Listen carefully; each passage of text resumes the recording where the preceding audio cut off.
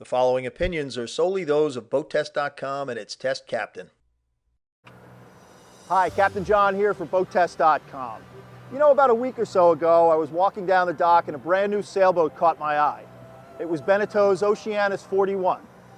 Not only is this boat designed from bow to stern to appeal to a wide range of sailors, but it's also set up to be sailed simply by a couple or even single-handed. Come on aboard as we go for a test sail and a close-up look of Beneteau's Oceanis 41. This was my first time on the boat, which made a good test of how intuitive and practical the Oceanis 41 is. I looked forward to seeing how fast this boat would go under sail and what it would be like to sail her alone. Most of the sailors I know worry about two things: docking and heavy weather. I found out about the docking part right away as I used the boat's dock and go joystick to get out of the slip and the marina. As can be seen, there were no fire drills. I'll talk about heavy weather in a moment. Probably the most important part of any sailboat is beneath the waterline, and the Oceanis 41 has what Beneteau calls a new generation hull. The boat is unusual in that she can be built with either a deep draft keel or with a shallow draft keel. Our test boat was the shallow draft version. The rudder is a deep, high aspect ratio spade design. The fairing in front of the prop reduces shaft and strut turbulence, and her bottom shape is shallow and beamy. Before we get into sail evolutions, let me go over 5 aspects of the Oceanis 41 which I think are most important. First, the mainsail boom is over 7 feet off the cockpit deck, which means no one will ever be hit by it in an unexpected jibe.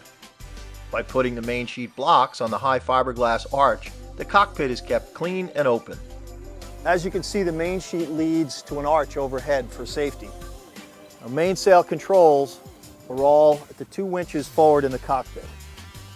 Second, this boat has what I would call a modern cutter rig, which is to say that its mast is farther aft than it would be in a sloop rig, and its sail plan is evenly divided between the headsail and the mainsail.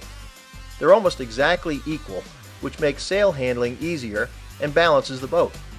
It also allows a good-size optional roller furling staysail to be used in heavy weather.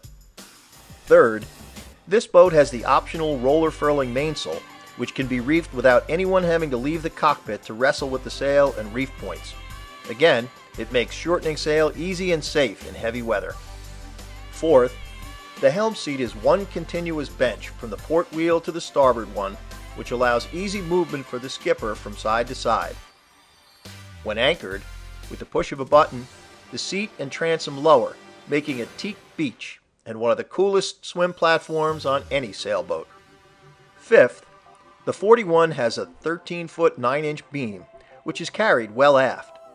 Not only does that provide a lot of room below and create form stability, it also allows the cockpit to be huge.